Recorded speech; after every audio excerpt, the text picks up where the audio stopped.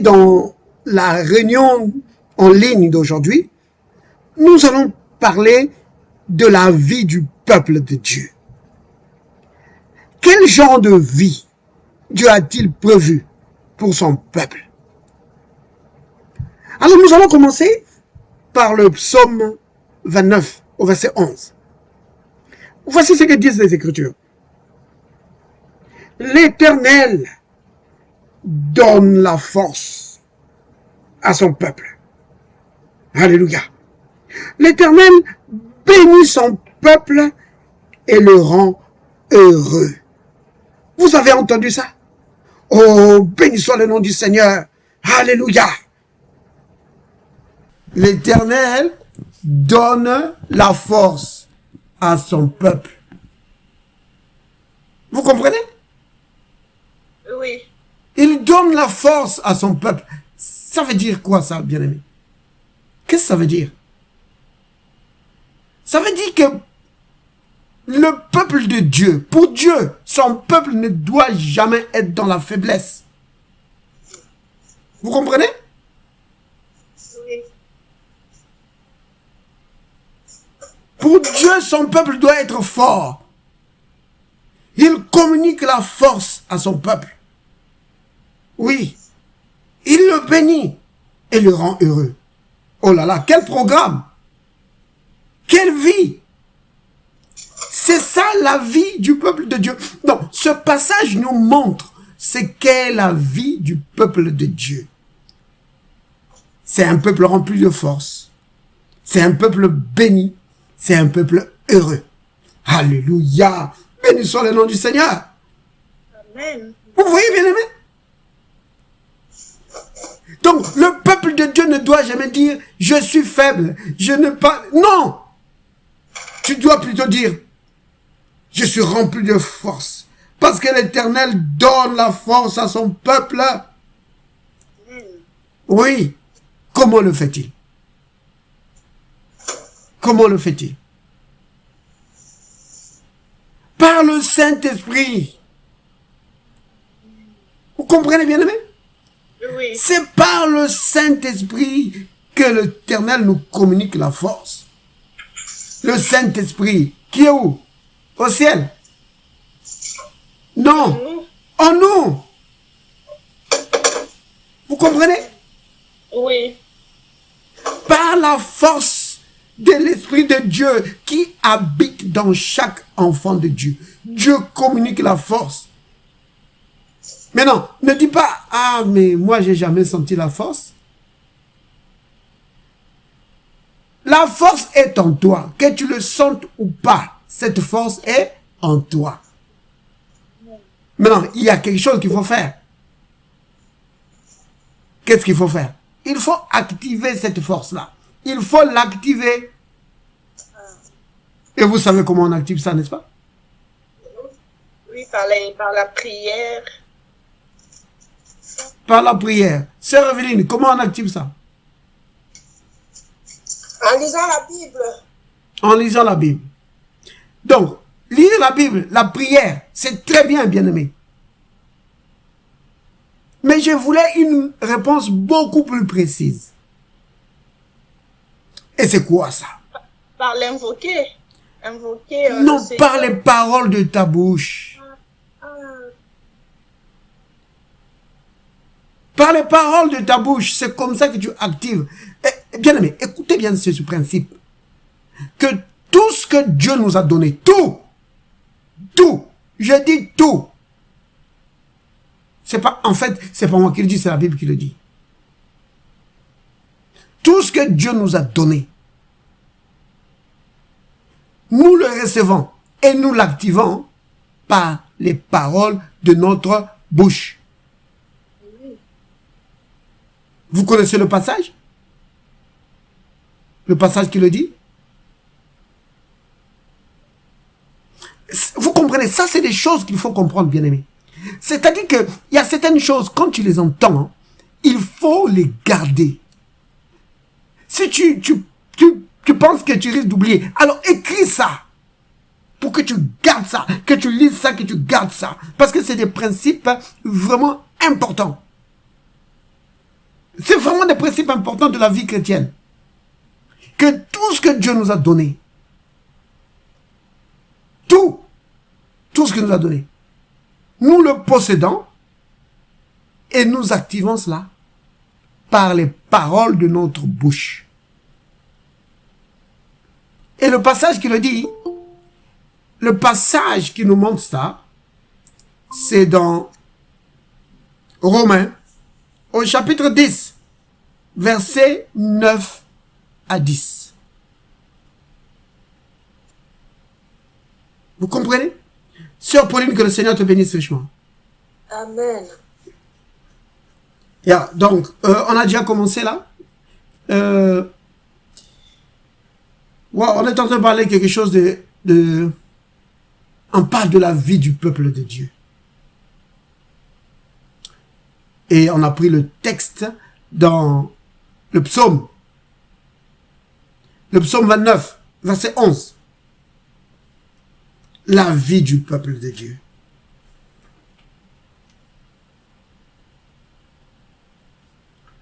Donc, le psaume 29, verset 11 dit que l'Éternel donne la force à son peuple. Vous voyez ça? Oui, l'Éternel bénit son peuple et le rend heureux. Alors, j'expliquais tout à l'heure que c'est cela le programme de Dieu pour ses enfants, pour son peuple. Pour le peuple de Dieu, Dieu a prévu la force, la bénédiction, le bonheur. Donc, tout est dedans. Quand on dit l'Éternel donne la force, ça veut aussi dire l'Éternel donne la bonne santé. Parce que dans la force, il y a la bonne santé. Un corps force, c'est un corps en bonne santé. Vous comprenez? Oui. Oui, c'est cela. Donc, en fait, dans la Bible, parfois pour dire qu'un corps est malade, on dit qu'il est faible. Donc, la maladie, c'est la faiblesse. Donc, la force, c'est la bonne santé. Vous comprenez? C'est vraiment capital. Maintenant, Romains, chapitre... Donc, tout à l'heure, on a dit que la façon ou le moyen que Dieu utilise pour communiquer la force à nos corps, c'est par le Saint-Esprit. Et alors, le Saint-Esprit là, il est dans chacun de nous. Vous comprenez? Le Saint-Esprit est dans chaque enfant de Dieu. Si tu n'as pas l'Esprit de Dieu, tu lui appartiens pas. Vous savez ça, n'est-ce pas? Oui, amen. Et qui peut me donner le verset qui dit ça? Que si quelqu'un n'a pas l'Esprit de Christ, il ne lui appartient pas.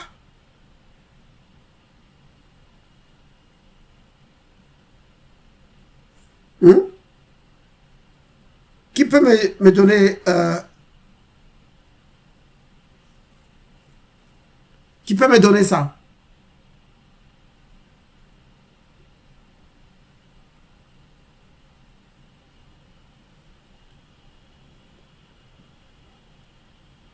C'est Romain.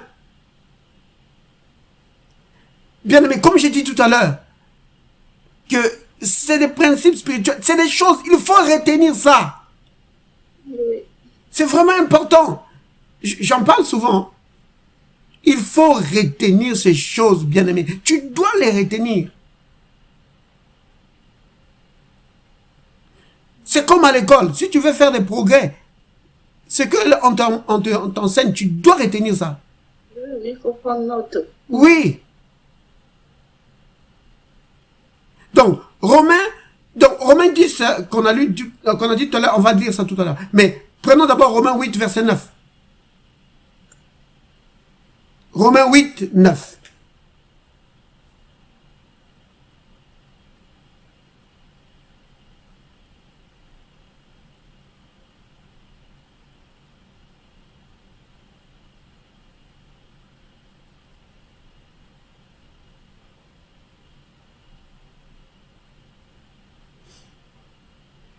Je peux lire.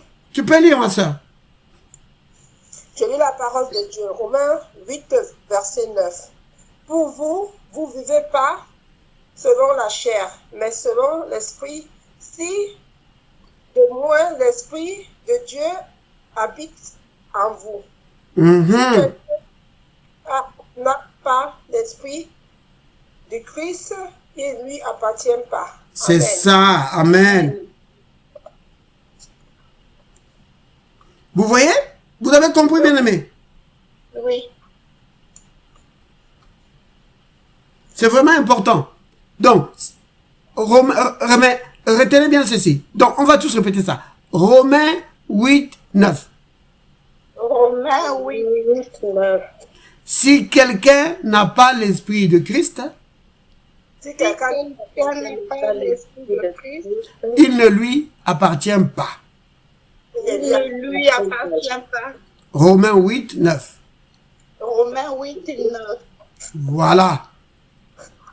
Alors maintenant tu dis, j'appartiens à Christ J'appartiens à Christ et son esprit habite en moi. et son esprit habite en moi. Merci Seigneur. Merci Seigneur. Amen. Amen. Donc c'est vraiment important. Ces passages, il faut les comprendre. Il faut les retenir. Donc si quelqu'un te pose la question, mais quelle preuve tu as que tu as le Saint-Esprit? Tu dis, mais c'est parce que j'appartiens à Christ. Et la Bible dit que c'est celui qui appartient à Christ a l'Esprit de Christ en lui. Sinon, tu ne lui appartiens pas. Vous comprenez? Oui. Donc, ne cherche pas à regarder. Parce que les gens, souvent, quand on dit, oh, mais comment tu sais que tu as le Saint-Esprit? Tu commences à chercher, parce que moi, je fais ceci, parfait, moi, que moi, je fais ça. Non, ça n'a rien à voir avec ce que tu fais. Vous comprenez? Ou ce que tu n'as pas fait. Quand tu appartiens à Christ, il te donne son esprit. Amen. C'est comme ça. Sinon, tu n'appartiens pas à Christ, tu es encore un païen. Donc, si tu meurs aujourd'hui, tu vas en enfer. Vous comprenez? Oui. Donc, c'est vraiment important de comprendre ça. Donc, le Saint-Esprit habite dans chaque enfant de Dieu. Et c'est le Saint-Esprit qui donne la force au peuple de Dieu. C'est lui qui nous communique la force. Parce que l'Esprit de Dieu, c'est un esprit de force. Alléluia. Vous savez ça? L'Esprit de Dieu, c'est un esprit de force. Oui. Il nous remplit de force. C'est lui qui nous fait triompher. C'est le plus grand. Vous voyez? Mais non, ces choses, quand elles sont là en toi, elles n'agissent pas d'une manière automatique. Vous voyez? Ça n'agit pas d'une manière automatique.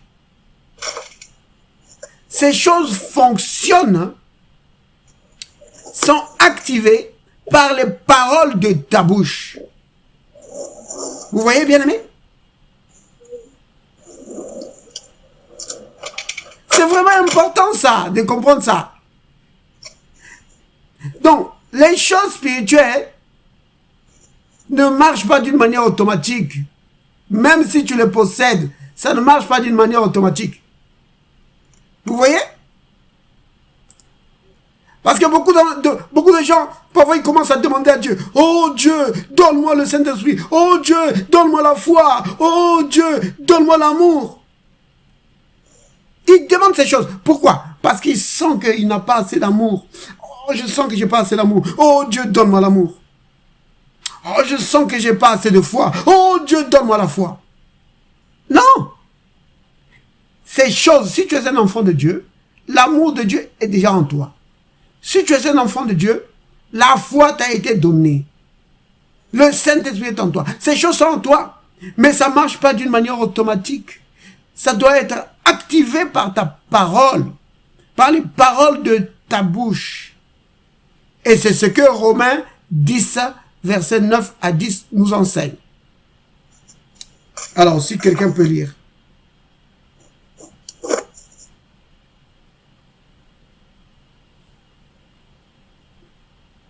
Romains 10, versets 9 à 10. Vous pouvez lire. Hein? Sœur Aurore, tu peux lire. Si tu as le passage.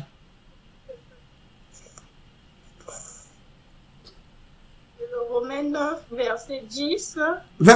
Romains 10. Romains chapitre 10, versets 9 à 10. Je peux lire si vous voulez. Ok, ça va. Si tu as le passage, tu peux lire. Je lis la parole de Dieu, Romains chapitre 10, Oui. verset 9. Si tu te confesses de la bouche le Seigneur Jésus, et quoi dans ton cœur, dans ton cœur que Dieu l'a ressuscité des morts, tu seras sauvé. tu seras sauvé. Car certains croyants du cœur, qu'on parvient à la justice, c'est en confessant de la bouche qu'on parvient au salut. Amen. Ce que dit l'Écriture, Amen. Vous entendez, bien-aimé? Oui. Surtout le verset 10. Il est dit, c'est en confessant. Donc, en croyant du cœur d'abord, on parvient à la justice, et en confessant de la bouche, c'est-à-dire en proclamant, en parlant de la bouche, on parvient au salut. Vous comprenez? Oui. Donc, comment tu parviens au salut? Pas seulement en croyant dans ton cœur, non. Tu parviens au salut par les paroles de ta bouche. Maintenant, le salut, c'est quoi? Le salut, c'est la délivrance. Le salut, c'est la guérison. Le salut, c'est la victoire. Le salut, c'est la bonne santé. Amen. Oh oui, le salut, ça comprend beaucoup de choses. Le salut, c'est la protection. Donc, si tu as besoin de protection, proclame ça de ta bouche. Amen. Si tu as besoin de force, proclame ça de ta bouche. L'Éternel donne la force à son peuple. L'Éternel est la force de son peuple. Il me rend heureux. Il me bénit. Tu dois proclamer ça de ta bouche. Pourquoi est-ce que c'est comme ça, bien-aimé? C'est parce que quand tu proclames de ta bouche, tu actives ta foi. Ta foi est activée. Vous comprenez? Oui. Oui. Ta foi est vraiment activée et c'est ta foi qui maintenant va chercher toutes ces choses-là que Dieu t'a données. Parce que toutes les choses que Dieu nous a données opèrent par la foi. Alors, tu dois proclamer de ta bouche afin que ta foi soit activée. Une fois que ta foi est activée, alors c'est ta foi qui va mettre toutes ces choses-là en œuvre, en action. Vous comprenez? Parce que, regardez, en fait, si vous voulez comprendre ça, c'est comme avec une voiture. Vous savez, comment est-ce qu'on démarre une voiture? Avec les clés. C'est vrai que les voitures d'aujourd'hui, maintenant, on n'a même plus besoin de clés. Il y a juste un bouton, tu appuies sur le bouton. Le moteur. Comment? Le moteur de la voiture. S'il n'y a pas de moteur, ça ne peut pas démarrer. Oui, c'est le moteur. Mais en fait, c'est ce que je vais expliquer. Hein. C'est-à-dire que quand tu démarres la voiture, bon, en tout cas, les voitures anciennes. Parce que les voitures nouvelles, maintenant, il faut juste appuyer sur le bouton. N'est-ce pas? Tu appuies sur le bouton ou tu as une clé, tu mets la clé et tu tournes la clé, n'est-ce pas? Quand tu tournes la clé, la voiture démarre, n'est-ce pas? Maintenant, tu peux dire que tu as démarré la voiture avec les clés. Mais en réalité, ce n'est pas vrai. Les clés, ce que les clés font, quand tu tournes les clés activent un petit moteur, un tout petit moteur. Et ce petit moteur-là, on l'appelle le démarreur. Vous voyez? C'est un tout petit moteur. Ça s'appelle le démarreur. Et le démarreur, lui, son boulot, c'est de démarrer maintenant le gros moteur de ta voiture. Vous voyez? Donc, en tournant le bouton, tu alimentes un petit moteur, et le petit moteur tourne, et à son tour, il fait tourner le gros moteur maintenant de la voiture. C'est comme ça. Vous comprenez? C'est juste une image pour montrer que les choses que Dieu nous a données, tu les actives par la foi. Mais ta foi est activée par les paroles de ta bouche. Donc, juste en parlant, quand tu parles, tu es en train d'activer ta foi. Et ta foi va se charger de mettre en œuvre tout ce que Dieu t'a donné. Vous comprenez? Oui.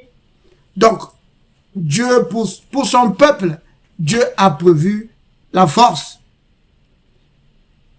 Oui. Dieu est la force de son peuple. Vous comprenez ça? Oui. En fait, il y a un psaume.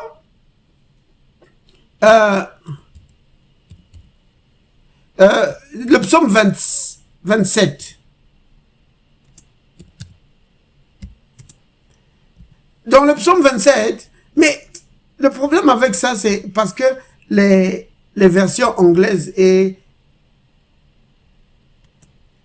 les versions anglaises et françaises ne sont pas vraiment la même chose. C'est-à-dire que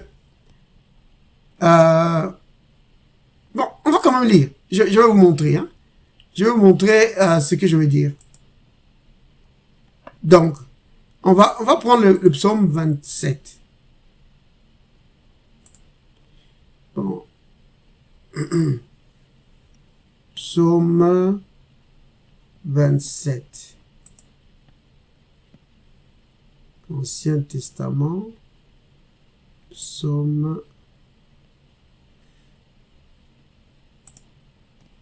27. Ok.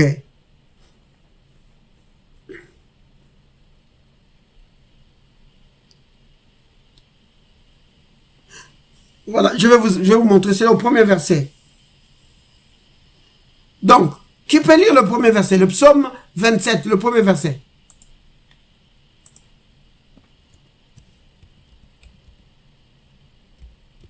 Je peux lire. Tu peux lire, ma soeur.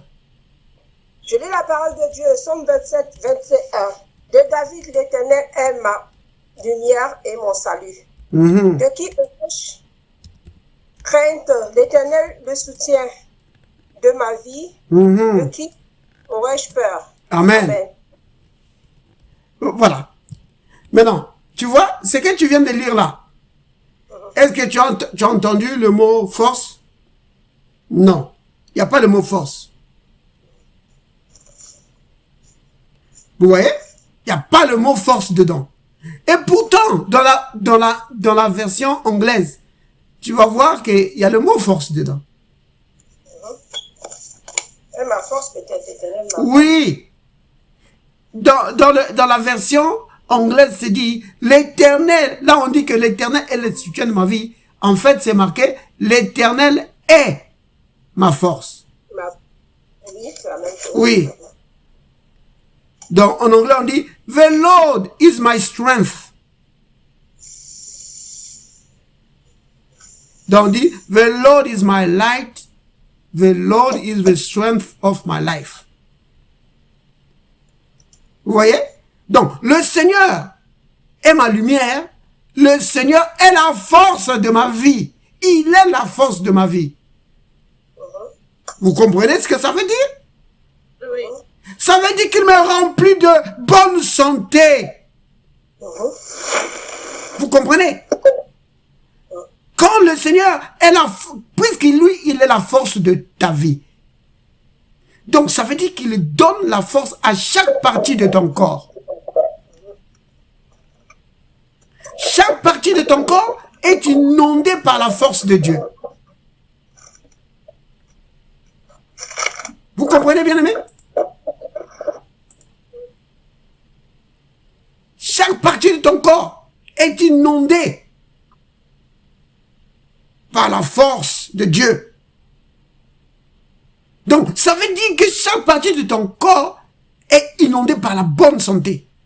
Dieu communique la bonne santé à ton corps. Oui. Je vais vous donner un témoignage. C'est le témoignage d'un serviteur de Dieu que je connais. Bon, il a écrit beaucoup de livres. Hein. Il s'appelle Dan Gossett. Je ne sais pas si vous le connaissez. Il a écrit beaucoup de livres. Et un de ses livres, c'est Le fruit de nos paroles. Si tu tapes seulement avec Google, tu tapes seulement Le fruit de nos paroles, Dan Gossett, tu vas voir. Alors, Dan Gossett, il explique que sa femme était... Donc, c'est suite à... Après l'accouchement de leur fille, sa femme est tombée très malade. Elle était très, très malade. On pensait même qu'elle allait mourir. Elle était là, elle n'arrivait plus à bouger. Elle a eu de l'arthrose, plein de maladies bizarres. Elle ne pouvait même pas bouger. Le corps lui faisait mal. Et alors, chaque fois, il lisait la parole avec sa femme. Il lisait surtout les psaumes. Et un jour, ils étaient en train de lire le psaume 27. Quand ils sont arrivés juste là, quand il a lu ça, l'Éternel est ma lumière, l'Éternel est la force de ma vie. Il a dit à sa femme, il a dit, oh, est-ce que tu entends ça? Est-ce que tu as compris? Sa femme était là, elle ne comprenait pas encore. Il dit, mais la Bible dit que l'Éternel est la force de ta vie. Ça veut dire qu'il te remplit de force. Il te remplit de bonne santé. Tu n'es pas obligé d'être comme ça. Alors, l'esprit de sa femme s'est réveillé.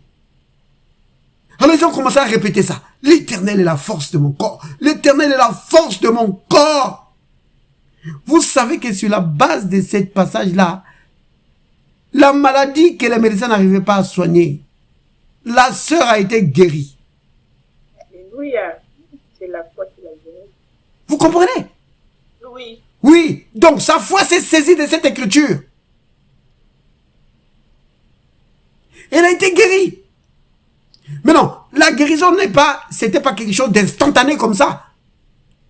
C'était progressif, mais la situation a commencé à s'améliorer, et la maladie est partie. Amen. Vous voyez? Parce que, n'oubliez pas, je pense que je l'ai déjà signalé, que beaucoup de guérisons bien-aimées, ça vient d'une manière progressive. C'est souvent d'une manière progressive. Vous comprenez? Oui. Parce que beaucoup de chrétiens, quand ils ne sont pas guéris d'une manière instantanée, que vraiment sur le champ, on est guéri, beaucoup se découragent.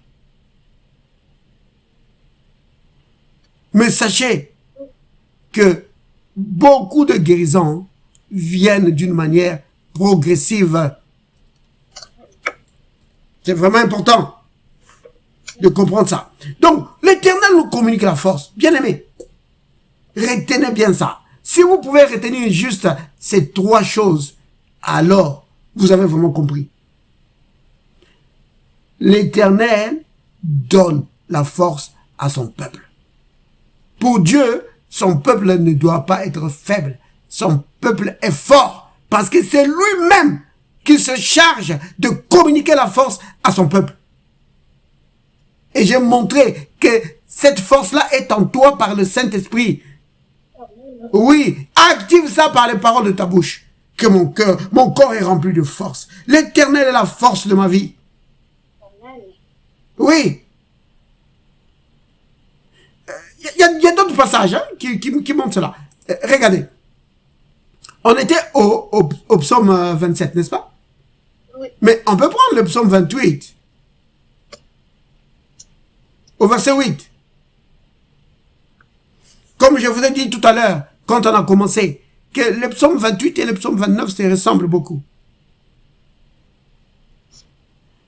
Le psaume 28, verset 8. Je peux lire? Oui. L'Éternel est ma force de son peuple. Il est Amen. le rocher des délivrances de son roi. Voilà. Amen. Amen. Vous avez entendu ça? L'Éternel est la force de son peuple. Son peuple. Donc, non seulement il donne la force, mais cette force-là qu'il nous donne, c'est lui-même. Vous voyez? Oui. Donc, c'est pourquoi on a pris dans le Nouveau... J'ai dit que c'est cette force-là, c'est le Saint-Esprit. C'est lui qui nous communique la force. Amen. Donc, ça, c'est la première chose. La deuxième chose, l'Éternel, il bénit son peuple. Le peuple de Dieu est béni. Oui, il est béni. Comment ça? De toutes sortes de bénédictions. Ne manquant de rien. Oh, béni soit le nom du Seigneur. Alléluia. Vous comprenez? Oui. Il bénit son peuple et le rend heureux. Amen. Oui, c'est cela le projet de Dieu, que nous puissions vivre heureux sur la terre. Oh, béni soit le nom du Seigneur. Alors nous allons dire tous ensemble, Père, merci. Père, merci Pour tes projets de bonheur que tu as pour moi. pour tes projets de bonheur que tu as pour moi. Oui, tu as des projets de paix et de bonheur pour moi. Oui, tu as des projets de paix, de bonheur pour moi. C'est pourquoi tu me remplis de force. C'est pourquoi tu me remplis de force. C'est pourquoi tu m'as béni de toutes sortes de bénédictions. C'est pourquoi tu m'as béni de toutes sortes de bénédictions. Pour que je vive heureux sur la terre. Pour que je vive heureux sur la terre. Béni sois-tu, Père. Béni sois-tu, Père. Béni sois-tu pour ton amour envers moi. Béni sois-tu pour ton amour envers moi. Au nom de Jésus. Au nom de Jésus. Amen. Amen. Alléluia. Amen. Alléluia.